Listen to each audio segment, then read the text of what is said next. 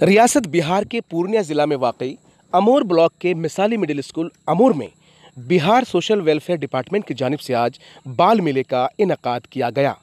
ग़ज़ाई मुहिम के तहत मुनाकिद इस प्रोग्राम के ज़रिए बच्चों को साफ़ सफाई, बैतुल खुला की तामीर की अहमियत, खाने से पहले हाथों की सफाई वगैरह की तरबियत दी गई।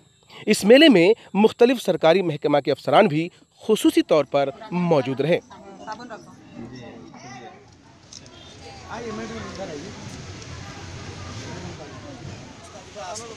चावल है, अंडा है।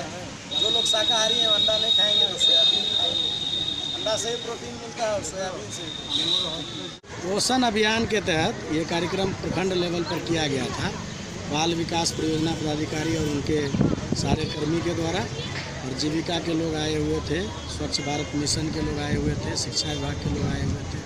मुख्य उद्देश्य ये था कि कुपोषण मुक्त बिहार बनाना है और स्वच्छता पर ध्यान देना है, शौचालय का निर्माण करवाना है।